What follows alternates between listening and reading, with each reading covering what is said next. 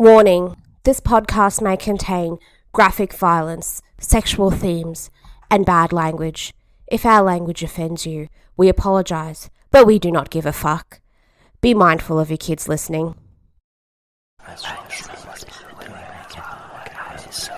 The Evil Never Dies podcast.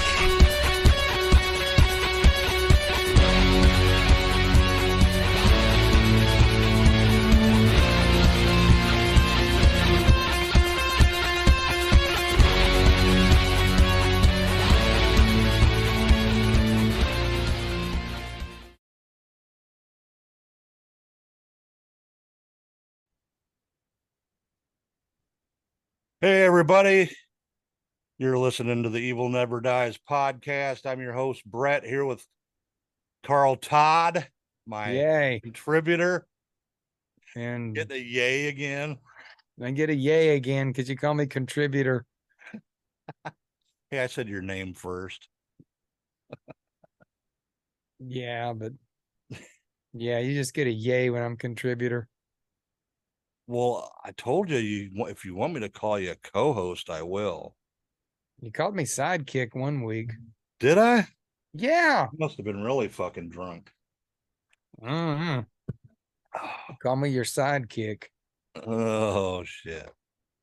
So We've come a long way from Moxley, I guess. You were definitely the sidekick at Moxley. yeah. Oh, You weren't the same Brett in those days. You were sort of mean back then. I was mean? Yeah. Really? Yeah, you dropped a wall on me. That's mean. Wasn't on purpose. You hit me in the head and knocked my eyeball out. Oh, that wasn't on purpose either. That was mean. Vile, mean, and contrary. Oh, contrary. Yeah. Damn. Jesus, dude. I'm offended.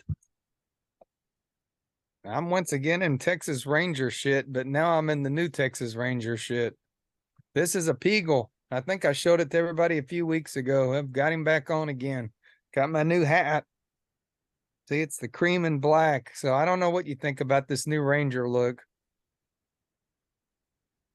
I like dark sports stuff better than the light. The light stuff gets too dirty if you wear it a lot. Yeah. But if you're not going to wear it that much, just like to a game or something, then We'll just kill the hat then. you can have your hat on. I don't give a shit. Dogging on my I wasn't dogging on nothing, man. Y'all heard him. He's dogging. Oh, we're in a mood tonight, aren't we? No. Well, yeah. You made me watch tonight's show. Friday the 13th part 3. Nope, wrong series. What are we watching? Nightmare on Elm Street part 3. Dream Warriors. That is tonight's show. I haven't watched this movie in a long time. And I had to go digging and found I think it's a DVD. It might be a Blu-ray set. And this damn thing has 2 movies on one disc. So, yeah. Is it one of them Walmart grabbing the bin specials? No, it's a little better than that. But the Elm Street movies have never had a proper release like Halloween and Friday the 13th. Yep. They just had shitty releases over the years. They've basically been independent movies is why. Well, New Line Cinema owns them, which is now owned by, well, now it's Discovery Warner or Warner Discovery or whatever the hell the company's called. That company's had 50,000 names. It was Time Warner, Time Life. It was at one point Warner, Time Life, AOL, for God's sakes. Remember when AOL bought Warner Brothers out? So now right. Discovery Channel owns Warner Brothers. I forgot about the AOL thing. But in the midst of it, New Line has always been sort of lost in the shuffle. I think they're not the New Line that made Freddy Krueger, because the old word in the day was that New Line was the house that Freddy built, because that was their first big hit, was Elm Street, the original. So we have never got a proper release of these movies on any kind of media.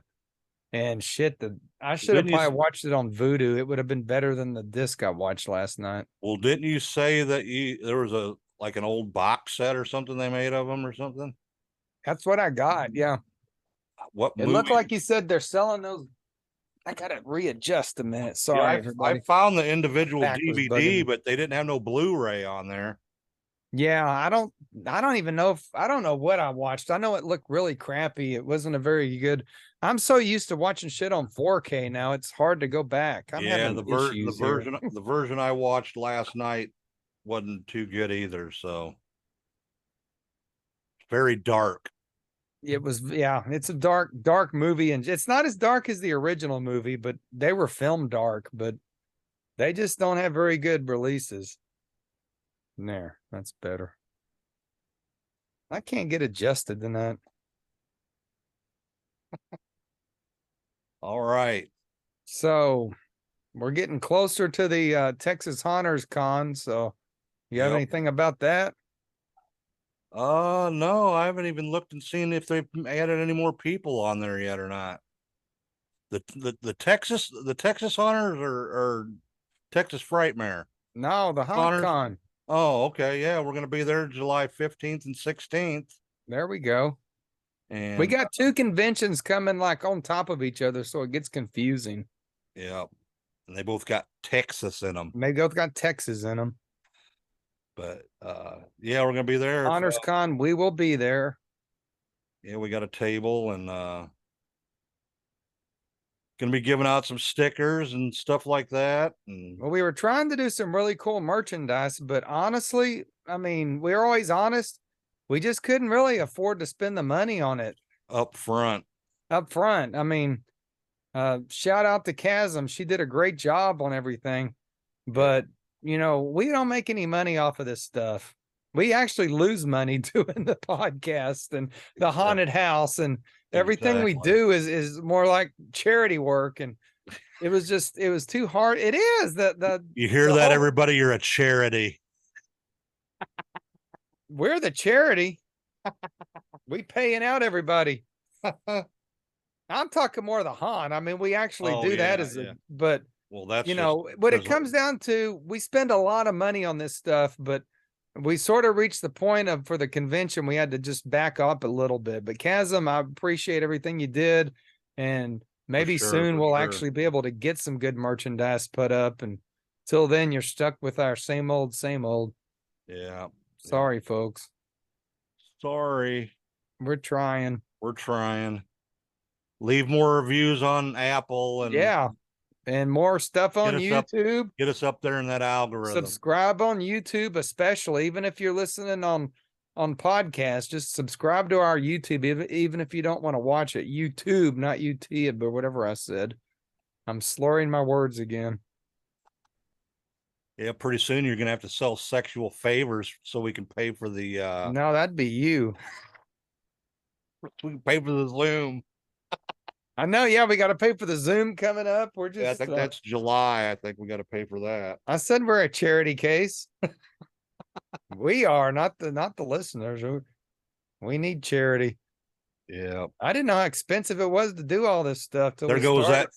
that $500 animatronic you wanted. Yeah, and then we have a dead tree in the haunted house. Yeah. Yeah. We gotta- If you're in North Texas and you're a tree guy or an arborist or whatever, you send us an email. We need somebody. Please to plant a do. tree for sure. a tree in a haunted house. Yeah. It's going to be tricky, but not really, because we're not. I need to cutting put a shout out in the neighborhood page about that and see for sure. But Well, that's all of our whining for the week. Let's We're go ahead to the whining. movie. This is Our- a whine session. I don't like it. I don't like the way we're whining tonight. We need to talk about a good movie. So we're going to move on to Nightmare on Elm Street Part 3. And why did we not review Part 1 is my question. I don't know because it's not on the list. Okay, there you go. This was on the list. I think you're the one that suggested to add this to the list. Well, I think I think it is my fault. I do think we probably should have done Part 1 first. Too late now. It's too late now. I know we said a year ago we weren't going to do this crap anymore, but here we are. That's what makes us fun. All right, let's get into it then. Let's hit it. Nightmare on Elm Street, Part 3, Dream Warriors, 1987 American fantasy slasher horror film. It was released on February 27th, 1987 in the US. And it doesn't say where when it was released everywhere else. I don't even know if it was, honestly. It's directed by Chuck Russell, which this was his first film that he ever directed. I always thought that Wes Craven himself directed it, but it I turned did out originally too. he was working on another movie at the time. Yep. Yep. So But he all produced- these Nightmare on Elm Street movies are Wes Craven's Nightmare on Elm Street. So that's why you might jump to that conclusion that he did direct it. But well, he didn't have anything to do with part 2. no, I know that for a fact. because he said that he didn't actually want it to become a franchise. He originally did not want it to be a franchise at all. And part 2, I guess New Line did it on their own. Don't know. We won't get into part 2. That's a whole different story. There's actually a movie about part 2. You said a documentary. Yeah, yeah. I saw that, but I haven't watched it. But so yeah, there's a lot behind part 2. So we'll skip that and come on to Wes Craven actually wrote this one, right? Wrote it and did the screenplay along with Bruce Wagner and Frank Darabont. And you know who he is, don't you? Yeah. The Didn't he Walking Dead. originally? He did a lot of stuff. Yeah. But The most Green recently- Mile, Yep. Shawshank Redemption, and yeah. And currently The Walking Dead. He did the first season of The Walking Dead, and then they fired him. Oh, did they? He They didn't. do that? did. Okay. And then he did The Mist. Remember the movie The Mist? Yep. Does a lot of Stephen King stuff. So All right. Like you said, story was by Wes Craven and Bruce Wagner, based on characters by Wes Craven, produced by Robert Shea, cinematography, Roy H. Wagner. I guess that's Bruce Wagner's brother, maybe. who knows? Edited by Terry Stokes and Chuck Weiss. Music by Angelo. I'm gonna Butcher the shit out of I'm it. gonna butcher the fuck out of it. Badalamenti. Badalamenti. Balalala, what? Good God, Brett. Badalamenti. Badalamenti. Okay. You're making me almost choke on that one. Valamente. Badalamenti. Okay, close right. enough. Drink some more of your drink that you Mm. said was very strong It's tonight. very, very strong and very tasty. I Actually. got my iPad here if we need any notes Okay. with the crack screen. Production company: New Line Cinema, Heron Communications, and Smart Egg Pictures. Distributed by New Line Cinema. And this is prior to New Line being bought out by everybody. They were still an independent film company at this point. Running time was 96 minutes. English language. Budget was anywhere from 4.3 to 4.6 million. And they definitely made their money back. 44.8 million in the US. That's to date. To though. date. Again, I don't know if these movies even got a release anywhere else. They were pretty underground, honestly. Yep, like I I think said, part- they Part were. 3 is what sort of put Elm Street into the mainstream more. Yeah. All right. You want to go over the plot, Carl? The plot is sort of hard to follow because, of course, you had to pretty much seen part 1 to have a clue what's going on. I better put a disclaimer out. There's What are we disclaiming? There's suicide in this movie, so Well, we just wanted to put that out there. That's I- what the base of the storyline is kids committing suicide. but So not really, because Freddy's forcing them to. yeah, but they didn't know that at first. So all right, go on. I knew it because I seen part 1 and I saw part 2. But I don't think part 2 is even part of the storyline anymore. I don't really know. Okay, let's see how are we going to start this thing. What Lot. is the plot? Okay, so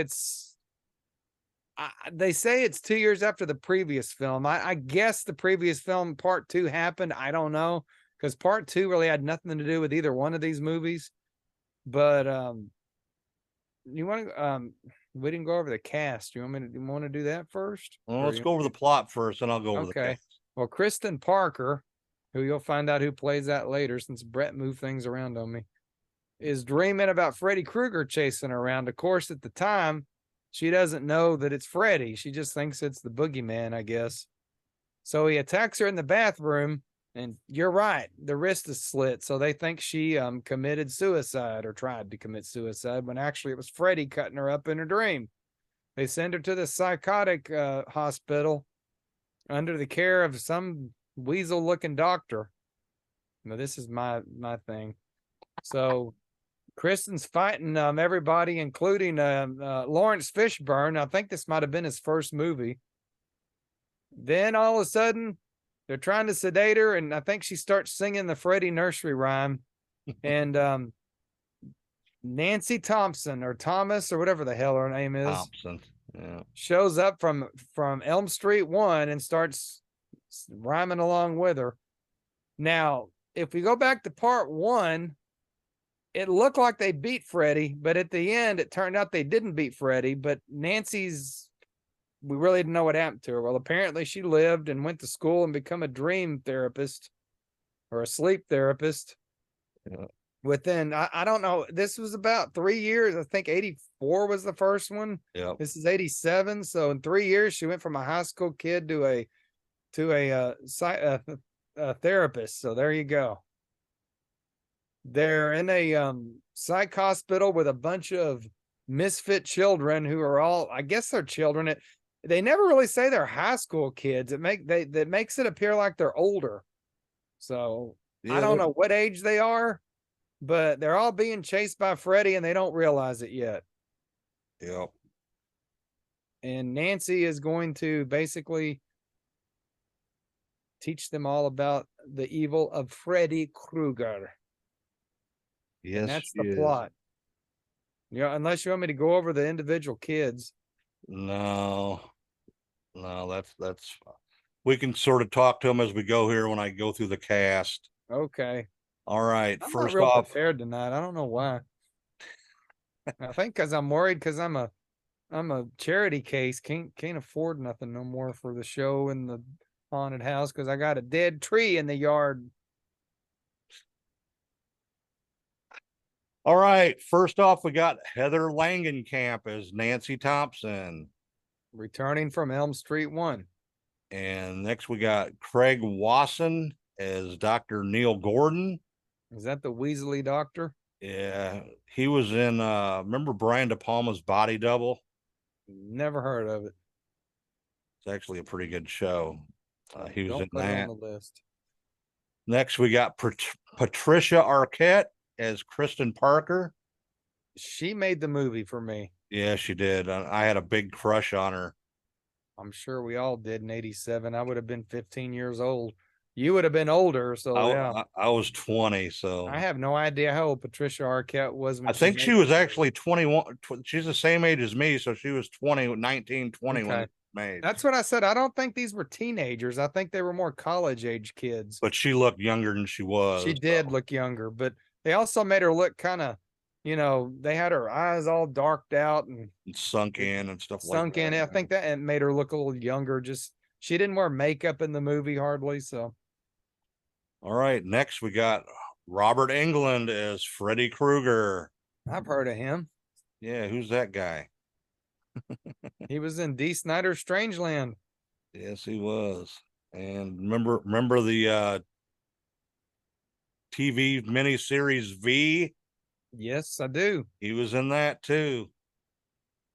He He played was an also alien. in the TV show Freddy's Nightmares, which had nothing to do with the Freddy movies. Yeah, I know. Well, actually, one of them did. One of them was like a prequel to the Elm Streets. And it was actually, they should have made that into a movie, but they dropped the ball and put it as an episode of Freddy's Nightmares. All right. Next, we got Kevin Sagos as Roland Kincaid, Rodney Eastman as Joey Crusoe, Jennifer Rubin as Taryn White, and she was like the drug addict. You got to have a drug addict in the 80s, I guess. Yeah. Bradley Gregg as Philip Anderson, Ira Hayden as Will Stanton, Lawrence Larry Fishburne as Larry. Mac Daniels. That's what he went as until 1994. He went as Larry, not Lawrence. I do remember that. It was sort of weird though He when was watching like it last night and Yeah, there's he's like, Lawrence Fishburne. I'm like, wait a minute, I forgot he was in this. yeah, he's the orderly or whatever. Penelope Penelope. Boy, Sudro we're fucked up tonight and we're not even Yes. drunk hardly. as Jennifer Caulfield.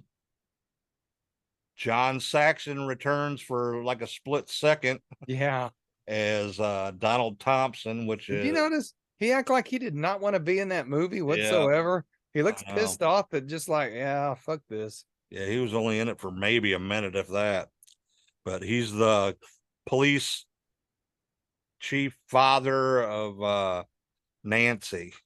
Yeah, but the weird thing is she found him in a bar drunk while he's in his chief of police uniform. I guess the police chief can drink. I don't know. Well, supposedly that they didn't get along after And he was the distraught over Freddy mother- killing everybody. yeah, and the mother dying and all that. So And they killed Johnny Depp, the bastards. That's probably made him distraught too. Priscilla Pointer as Dr. Elizabeth Sims. She was like the head doctor. She was the bitch. Yeah, she was a bitch. And I wish Freddy would have killed her. Yeah, no shit. Why didn't he get her, dumbass? I guess she wasn't from Elm Street. Yeah, she didn't have nothing to do with Yeah, she burning wasn't him one of the alive. one of the 1,000 people that helped kill Freddy. Clayton Lanley as Lorenzo. Brooke Bundy as Elaine Parker. Al Bundy. Brooke Bundy. Oh, sorry. Nan Martin as Sister Mary Helena. She was creepy. Yeah, she was.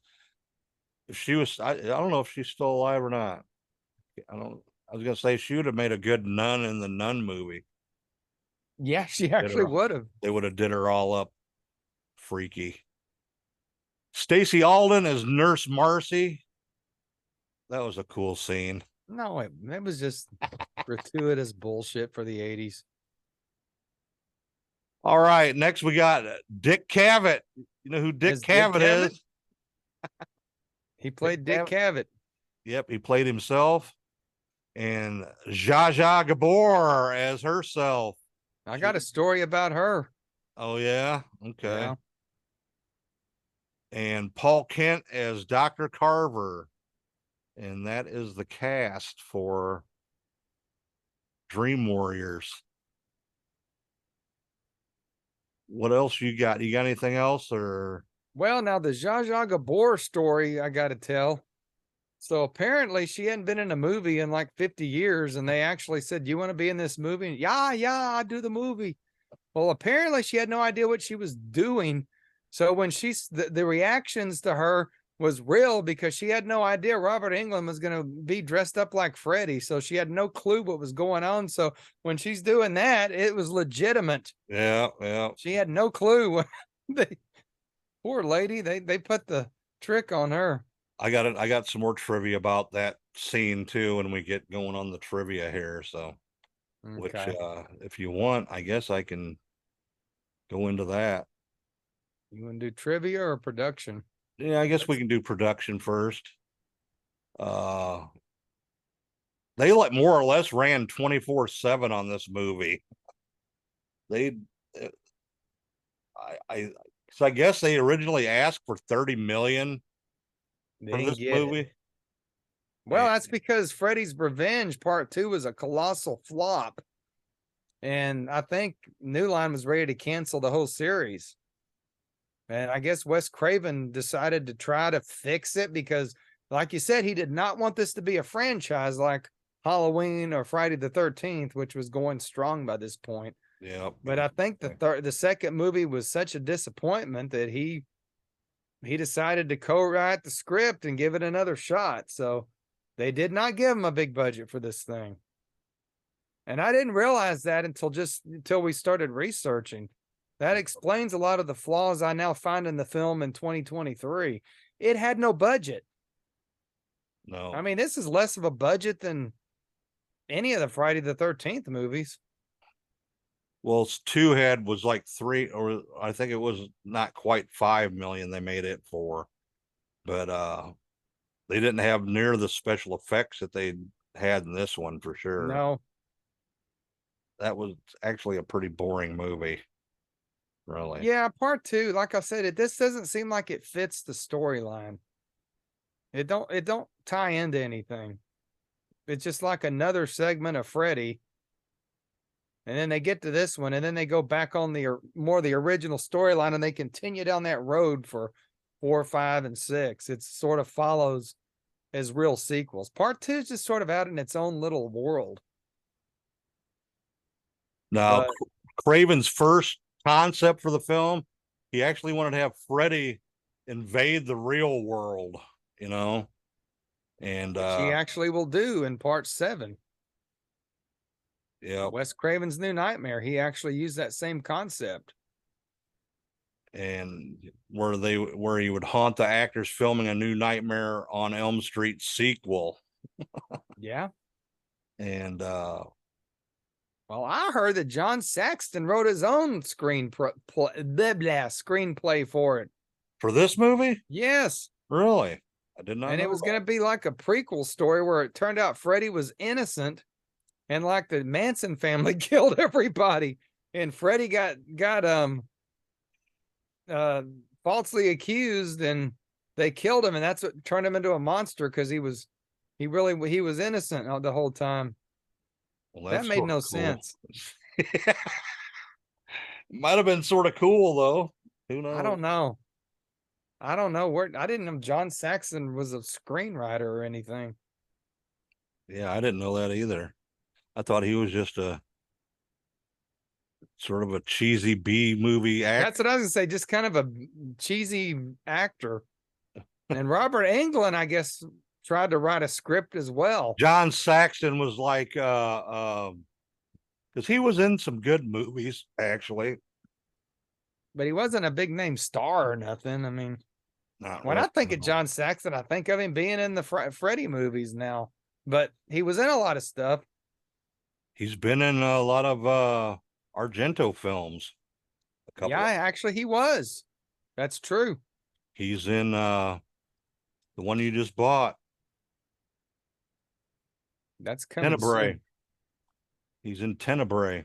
Yeah, Tenebrae may be a Sunday watch and deep dive, so that may be coming up in the next few weeks for us. Yeah, I watched that. It's actually a good movie, man. It's very creepy. Well, anyway, We're jumping ahead here. So yeah, Robert Englund wrote his own script, and I don't know that ever he tried to write a script, and he was going to call it Freddy's Funhouse. Freddy's Fun. That might have been cool, man. Yeah. But honestly, I guess they were better off with what they came up with. Having Nancy come back and a bunch of wayward, I keep wanting to call them kids. It made it appear like they were young adults, which is weird because in the 80s, they had like 30-year-olds playing teenagers in most of the Friday the 13th movies. So Yeah. these actually look like kids, like they were teenagers, but yet they were playing older parts. But you said Patricia Arquette was a bit older, so I don't know. It's sort of confusing to me now.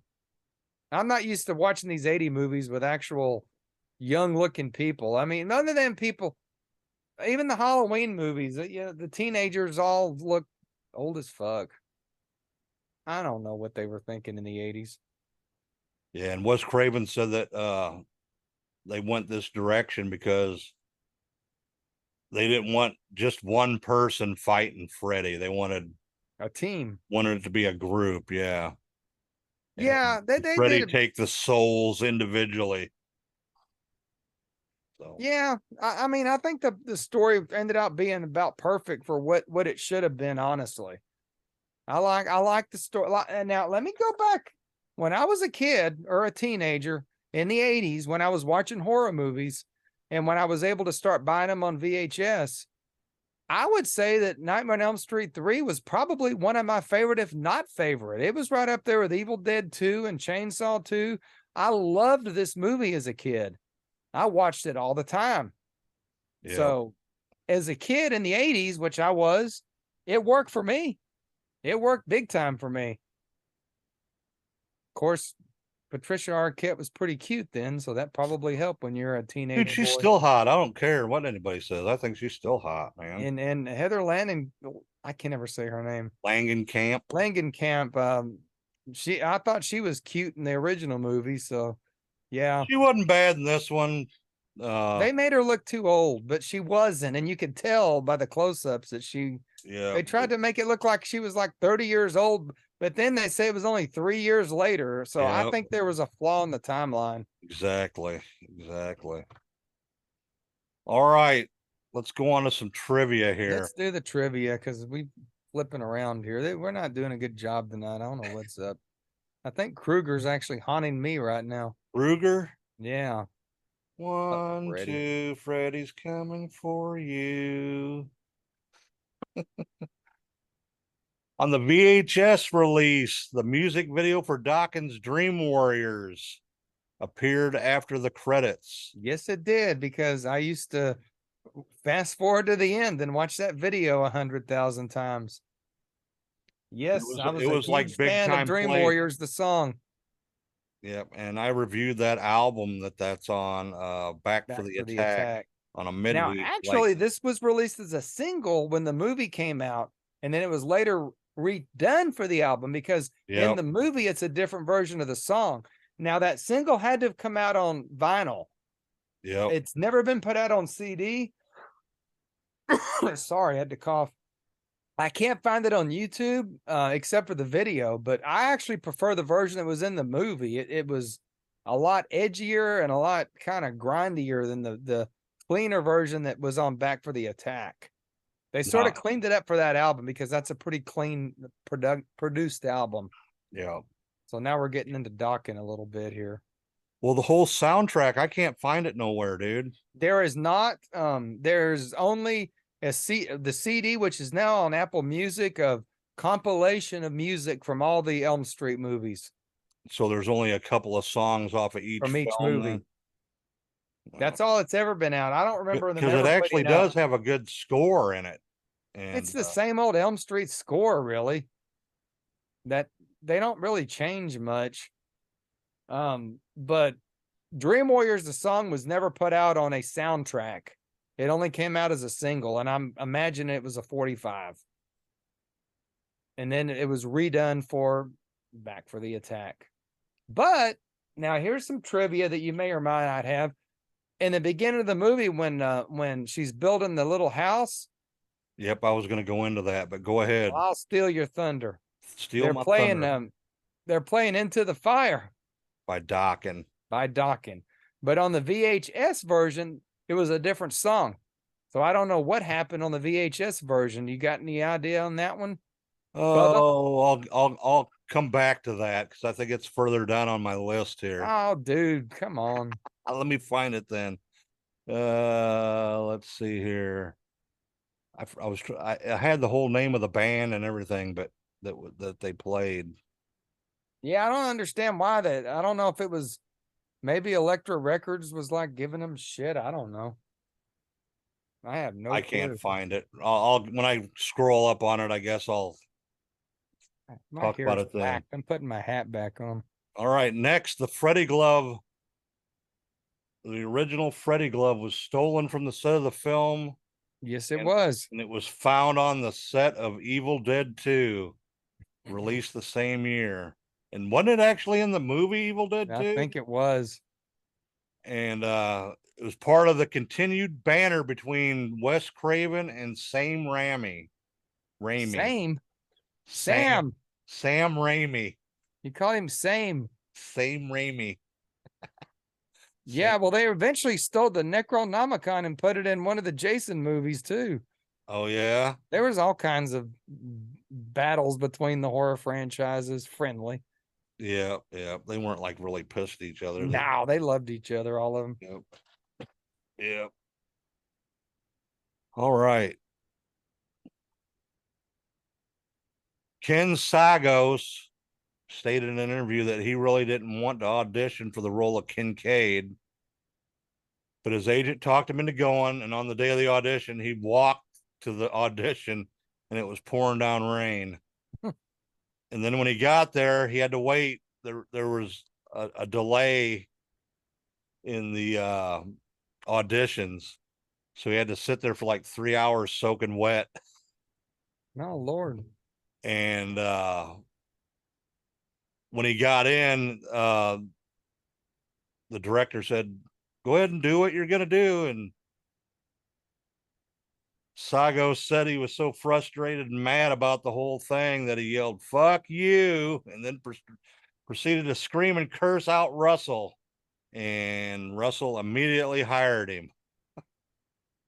That's a little crazy. That is sort of nuts. Tell him to fuck off and fuck you, and then you get hired for the film.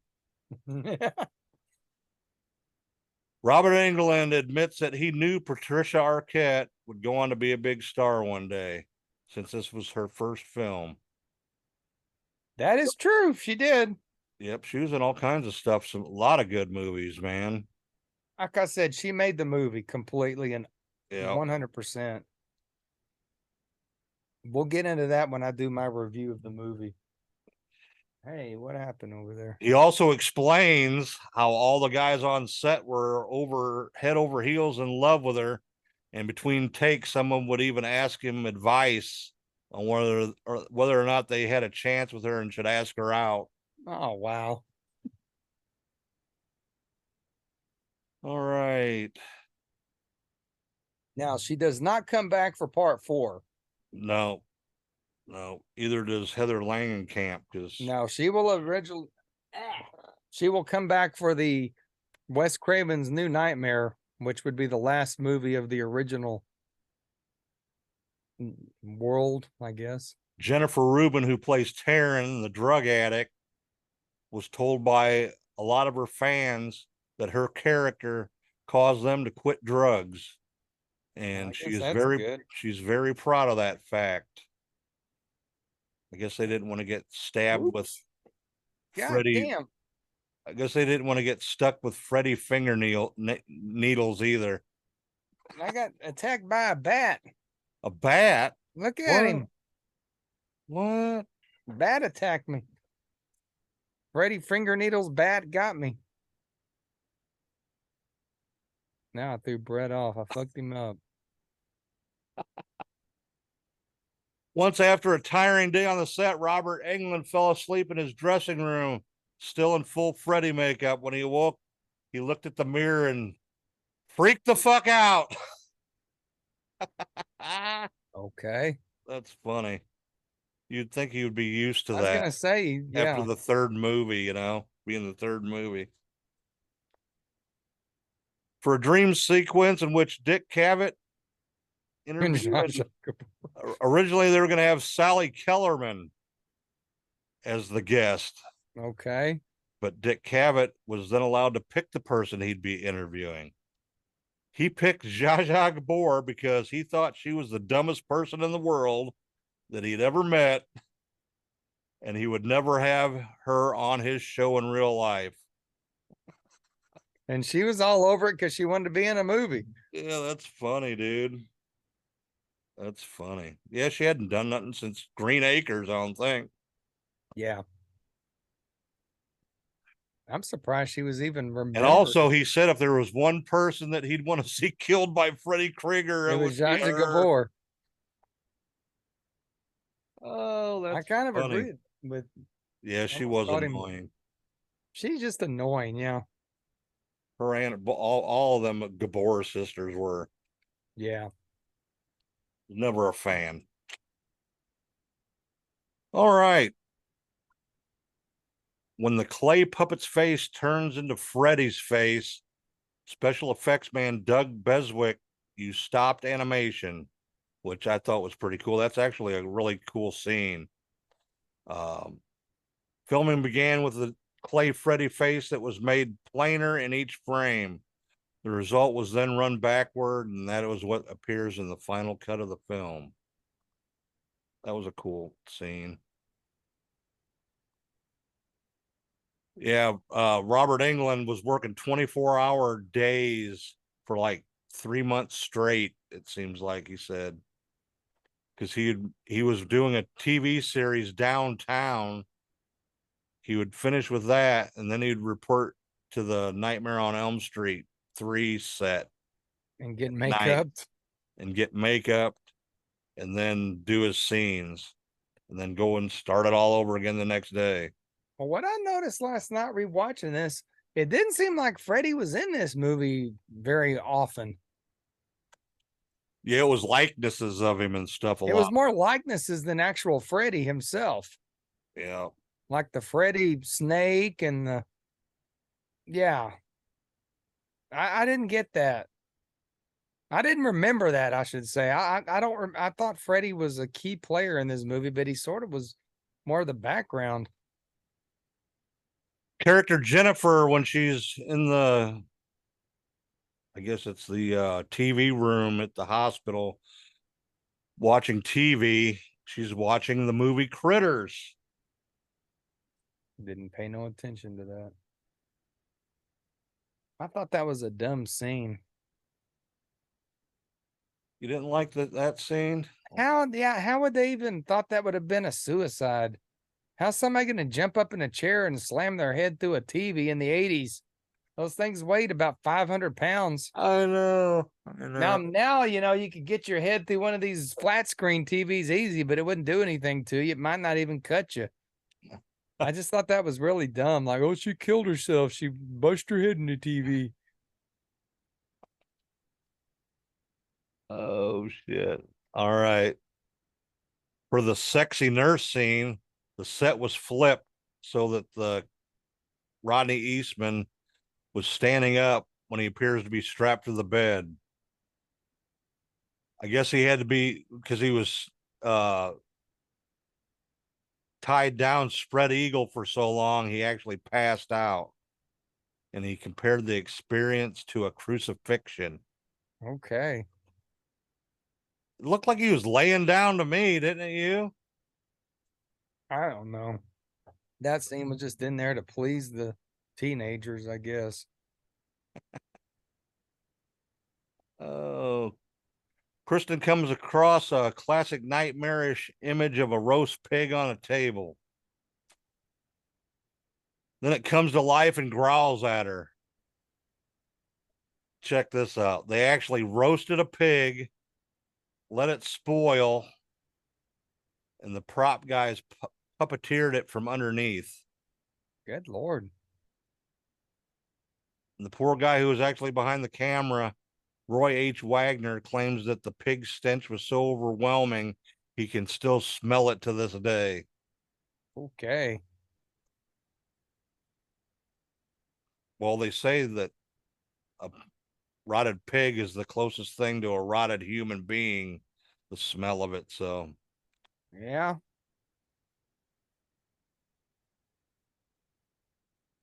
first writing credit for Oscar nominated writer and director Frank Darabont. Special effects creator Mark Shostrom created the desiccated little girl corpse, which Kristen would discover she was holding. What's that like in the second scene of the movie? The first scene when she first finds the Elm Street house, and it's also in the Dawkins video. Yeah, but they decided it was too grotesque, so they just made it a little skeleton instead. I think they should have left it alone. Let it be gory. Well, maybe they were being New Line was an independent film company, but yet they were still what they used to call them back then, A major a, player. a major minor. Yeah. Unlike Sam Raimi and Toby Hooper, who didn't give a shit if they got an NC-17 or whatever they called it back then rating. They didn't want this to be, and they didn't want to have cuts for the, to get it to an R rating. So that might explain why. All right, I think this is funny. The original Freddy Snake, Yeah. unintentionally, when they first did it, came out looking too much like a penis. Well, I thought the current one did myself too. Oh, so I guess the crew only had an hour before filming the scene and didn't have enough time to paint it. So they threw green goo all over it to overcome the pinkish hue of the penis. Oh my goodness. The scene involving the Freddy Snake attempting to swallow Kristen was also filmed backwards and then played in reverse due to the gums on the puppet being too flexible and were folding over on themselves. So they did it in reverse so it looked like he was actually chomping on her. I was so dumb as a kid. I thought this was like a huge, big budget production, but my God, I think Chainsaw 2 was like a huge production versus this thing. All right, what else do we got here? Sound like you about covered them about everything. Oh, there's a lot more. Oh no. Let me get on to some of the good stuff. Yeah, The I'm about to go Michael character Myers on you. the character Will Ira Hayden was a Dungeon and Dragons dungeon master in high school, which made him feel secure in the role, which he thinks is the reason why he got the part of Will. Okay. I think that's the guy in the wheelchair. I think everybody played Dungeons and Dragons in 1987, so whatever, kid.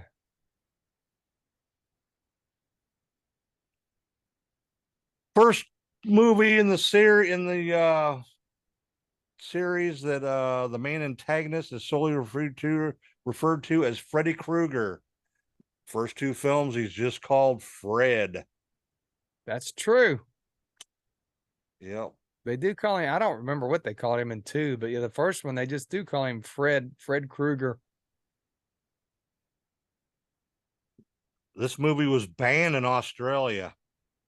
Good. I bet Natasha still hasn't seen it. Shout out to Natasha. Yeah, if you've seen this movie, let us know. Because it's banned in Australia. Because it's so awful. Had a Freddy snake in it. And Snake. Oh shit.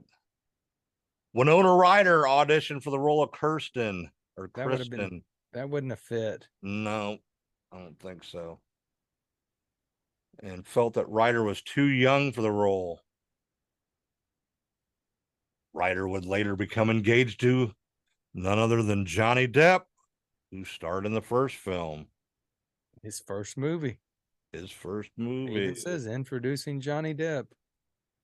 I really don't know why we didn't do the first movie, Bubba. Maybe we ought to do it here soon. Then you'll have to watch these in while it's reverse order. fresh. Yeah. Oh, let's What see else? here. Oh, the shirt Taryn is wearing in the beginning of the one scene where she's in the hallway of the insane asylum. She comes out of her room. It's the cover art of Dawkins' 1984 album Tooth and Nail. I thought there was a Dawkins shirt in this movie. I was right. And Tooth and Nail contains Into the Fire, a track that can be heard on the radio in some versions of the film. Well, 1987 was Dokken at their height. Yeah. And it would also be Dokken at their almost end because they would break up, 2 years later, because basically Jeff Pilson and George Lynch hated Don Dokken and they wanted to fuck away from him. But do note this. They do an Elm Street movie, a song, they break up. Part 4, Vinnie Vincent Invasion did a song for an Elm Street movie. And a couple years later, they fired Vinnie Vincent from his own band and broke up and become Slaughter. So there's some kind of Elm Street curse going on with these bands. I think part 5, there was also some band that might have had ill fate. So that Freddie put a curse on a lot of these bands. You think, or was it just coincidence? I don't know. Oh, do you know the reason why it was banned in Australia? No, tell me, Freddie Snake. Nope. Drug content, where the Terran was killed by Freddie's Drug needles. the needles. Yeah, that's why it got banned. I guess I could see that, especially in 87. But she's probably seen it by now, because in 1990 the Queensland Film Board of Review was abolished and the film was no longer banned. Good. So Good.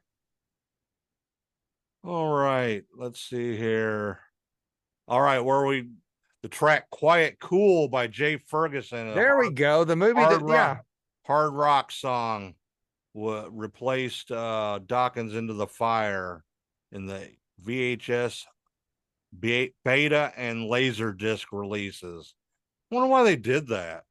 I don't know why. Like I said, unless it had something to do with Elektra Records, may not have gave them. Maybe, yeah, or because Elektra would eventually be owned by Warner Brothers. Yeah, and New Line would be owned by Warner Brothers. So maybe once they released the DVD, since they were all under the same umbrella, they brought it back. Speculation only. Or Don Dokken was a dick and they just took it out. I'm not getting enough money. I'm not getting enough money. Don Dokken is such a twit. You know, Jeff, originally Lynch Mob was supposed to be Jeff Pilson, Mick Brown, and George Lynch. They weren't even going to replace Don Dokken. It was just going to be Jeff Pilson singing because he's a better singer than Don Dokken. Yeah. He always was. The reason why Dokken was so good was because of the they harmonized and Pilson did most of the good vocal work in it. But I guess Jeff got the big head and thought he didn't need Lynch and Mick Brown, so they went off and formed Lynch Mob. And yeah, down the road, there's been several Jeff Pilson, Mick Brown, and George Lynch collaborations, and they sound really good. They didn't not need Don Dokken's Jeff Pilson. He did such a good job in that Rockstar movie too. Jeff Pilson is a talented man. Yeah. He's produced a lot of records. He's been in Foreigner for like 15, 20 years. Yeah, I know. And ain't that crazy? It is. Although I do love Foreigner. Shout out to George Lynch. Him and Michael Sweet have another collaboration coming out the end of the month. Another Lynch Sweet record. Yeah, you sent me a couple of songs. That's actually very good, man. I was yeah. The Robert Mason, one of the singers of Lynch Mob, did an album with Jeff Pilson and Mick Brown and George Lynch called The End Machine. So if you're a fan of that, look up The End Machine on Apple Music. It's sort of like Lynch Mob with Jeff Pilson and in the band, really, because Mick was the original drummer of Lynch Mob anyway. Yeah. But Lynch Mob is actually back as well after George took the name away. I guess he was getting a lot. Weren't they opening for Dokken or something? Weren't they? George was. It was just George Lynch solo. They were opening for Dokken. Then he come on stage and do a few songs with Don. I don't know why. Don can't sing. He couldn't sing back then. He might be in worse shape than Vince Neil. Oh, I know. I've heard. Back then, even he couldn't sing. Back in the 80s, Pilson was a better singer. I've seen some videos of him singing. And honestly, all the music and shit was written by Pilson and George Lynch. I don't think Don Dokken contributed anything to the band Dokken except the name and the vocals. But again, Jeff Pilson did a lot of those vocals. Yeah. Far superior singer. To this day, Jeff is still a great singer.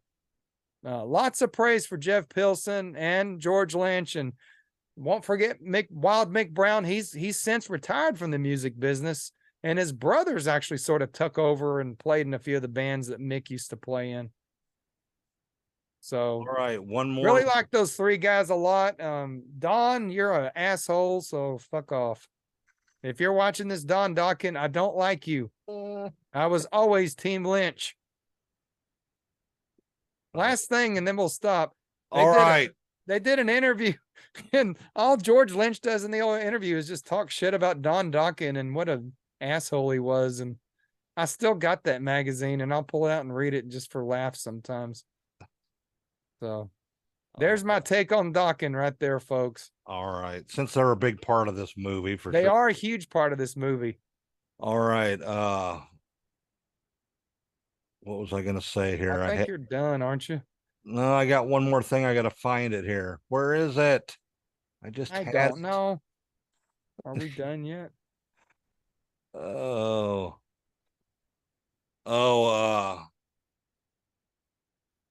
Two Arquettes would be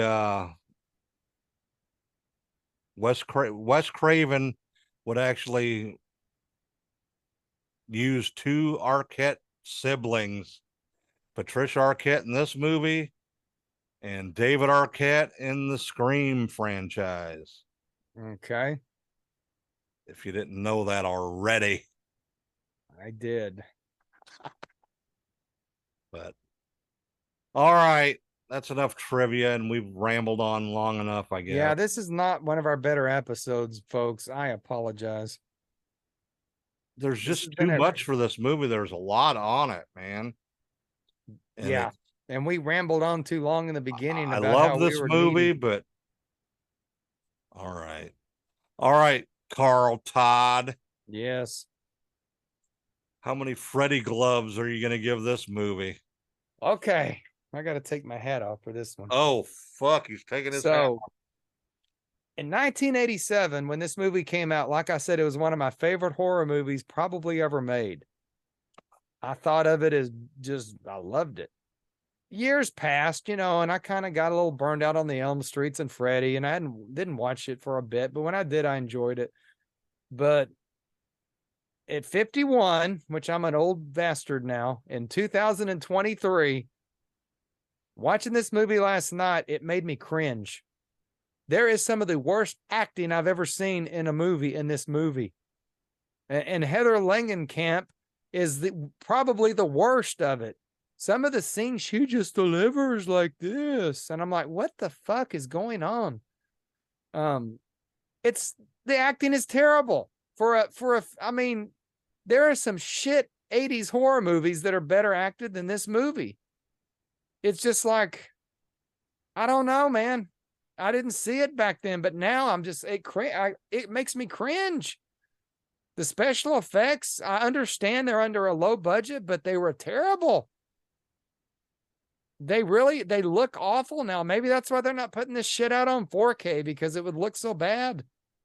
Maybe that's a possibility. When it comes to the Elm Street world, Part 1, Part 3, and the Wes Craven's New Nightmare are definitely my three favorites, and probably the only three I would ever watch. But what would I give Elm Street 3 today? I think a 2-star. 2? Oh, fuck. I just don't enjoy it anymore. Really? The Dokken video is better than the movie because it has Patricia Arquette in it. It's got Freddy in it, and it's got George Lynch and Mr. Scary, his skeleton guitar. Yeah. I didn't enjoy it. I did not enjoy watching it again. The humor is just terrible. I mean, it would lead to Freddy becoming a joke. This is the movie where he started doing his stand-up comedy routine, and it would just get worse from here. Yeah, the TV scene, that was a little bit overboard. And it just got worse from here with the Freddy character. And I don't know how much Robert Englund played a role in and how much was writing, but in 2023, I have to give this a 2. And I've watched movies from the 60s, the 70s, our 80s movie, you know, even like Pumpkinhead, I gave that a bunch of shit, but I can't give this any better because they remind me of each other in a way as far as the effects and the acting is just not to par. And now Robert Englund did good, but again, Freddy wasn't in this damn movie hardly. It was just figures of Freddy. So Yeah. he didn't get a chance to shine like he normally would have, and even if he was being a comedian. So I hate it, folks, but I got to give it a lower rating now. Okay. Okay. I give the Dawkins video 4.5 stars because it's badass. Yeah, it is. That's a good video. It still is. Yeah, it still is. And it is on the DVD. I think I'm gonna put it on the end of the YouTube if we don't. Let's do it. Let's we give don't- Don Dawkins some If I don't heads get here. if we don't get a copyright, it fucking Oh, I guarantee you, Don All right. Dawkins gonna want his money. Even though he didn't write the you ain't never gonna song. see it from us because we ain't never gonna make no fucking money. Yeah, well, there we go on our charity routine again. Lynch and Pilson wrote the fucking song, so they should get all the money anyway. Oh. So what is your thoughts on this, Bubby? Well, it don't hold up, like you said. It doesn't hold up, but I still love this movie. I love it too. I seen this movie. I was in the army actually. I seen this in Hawaii when I was in the army at a movie theater over there. And It was amazing when it came out. yeah, I really liked it when it came out, but it doesn't hold up. Patricia Arquette is gorgeous in this movie. Did you think the acting was bad or was it just me? Yeah. Well, not at the time, same as you, you know. Yeah, but now it's just, I mean, we've reviewed some pretty shitty movies as far as, you know, they were low budget. They didn't have really good actors in them, but the acting this was really bad acting from actual good actors. Yeah, I almost think they probably should have stayed with the original script. Maybe so. And like you said, Nancy, She was bad in this. she almost seemed like she really didn't want to do it. Maybe that's why they killed her off in it. Oops. It could have been. Oops. But she Spoiler. comes back for part 7. Yeah, how does that happen? I don't understand We'll have that. to either. watch part 7 now. I don't understand that. But Well, you anyway, should. maybe that's why they killed her off. She didn't really seem interested in. She didn't seem like she was interested in the movie. That's true. The actor. I don't think she gave it 100%. I don't think so either. But And a guy that ran in the rain to get there, I don't think he really wanted to be in it. And yeah, because he'd been that movie before that he'd made. He was in a De Palma film, man. I don't know why the fuck he took this film. I don't know. I don't know. Maybe he I mean, needed the money or whatever, but whatever. But and Lawrence Fishburne was just a young actor, and he was Yeah. actually him and he did a good job for he sure. did a good job. He did a great job, and And I Zsa think Zsa all the other Gabor kids, I think they all did a good job for what roles for they what had to they play, had. Yeah. you know. But Again, I love the movie. I know I rated it low. I ain't gonna pumpkin head it. I'm not gonna talk shit about it. But it just doesn't hold up, folks. you're not gonna blood a cannot- Dracula it. Oh hell no. That would be for part 5. Part 5 is one of the worst movies ever made in the history of movies. I don't Of know. this franchise. Part two's pretty fucking bad. No, part 5 is 50 times worse. That's one of the worst. I only watched it. I was in the theater and I actually got up and left like before it ended. I was so disgusted with the movie. Really? Yeah, Oh. it was bad. I don't think I've even watched that thing ever again. You know, that's considered rude when you get up in the middle of a movie and leave before Well, the the credits movie roll. was Nightmare on Elm Street 5 is shit. That would get a 0.1 star, that movie. But it's still better than that fucking Andy Warhol's Dracula you made me watch. That offended me. Nothing offends me. That movie offended me. Oh shit. That Warhol. But anyway, just for the Michael Myers. fact that Patricia Michael- Arquette was in this and was so hot. And Lawrence Fishburne was looking Lawrence- pretty good too in Yeah, it. he was hot in it too, man. Yeah. John Saxon was not. Neither was Zsa Zsa Gabor. Oh, I fucking hate her. Anyway, I'm gonna give it a 3.5. There you go. That's a 3.5 better grade. 3.5 Freddy fingers or gloves or whatever. Whatever. We've rammed. This is a terrible episode. I'm giving this episode a 2-star review. I'm not looking forward to having to listen to this crap fest here come Monday. Oh, Hey, sometimes we hit them out of the ballpark and sometimes we don't. there's just a lot to cover here. This movie was in, we should have started from the beginning. We shouldn't have rambled in the far. Maybe we ought to redo this whole episode. Okay, let's just delete it. Yeah.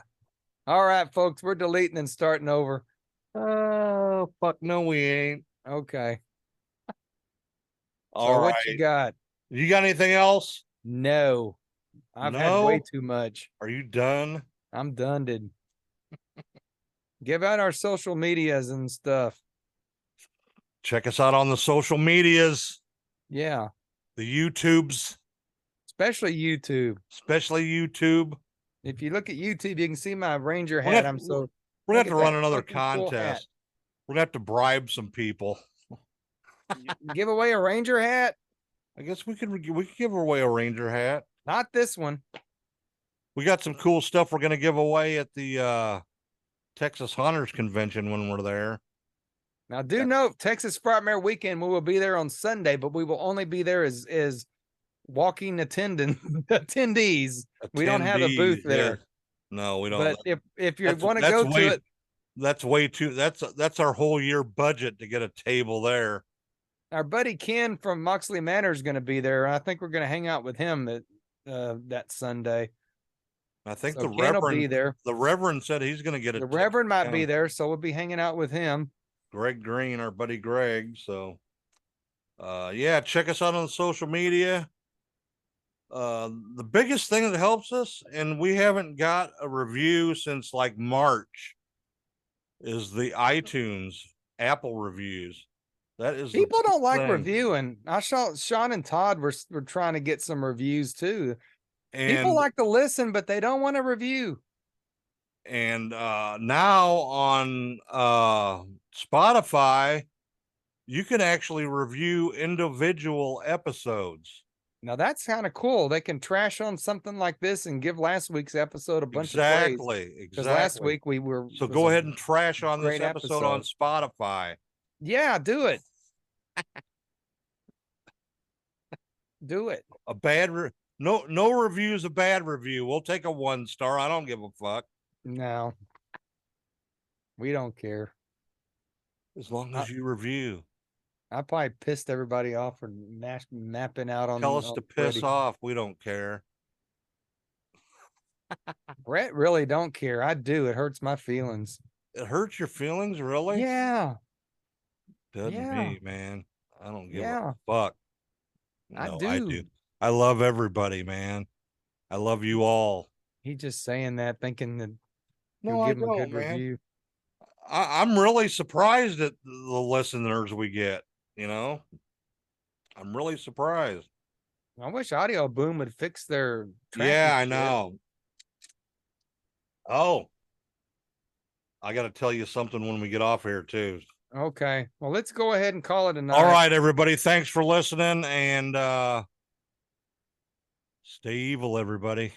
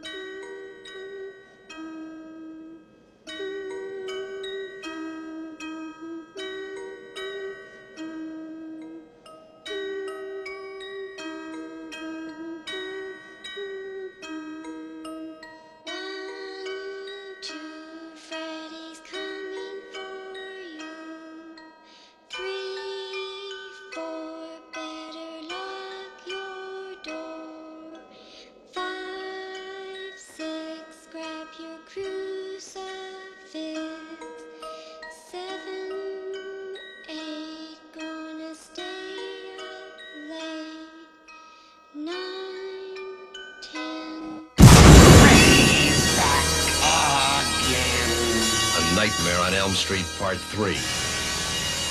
Freddy's just around the corner.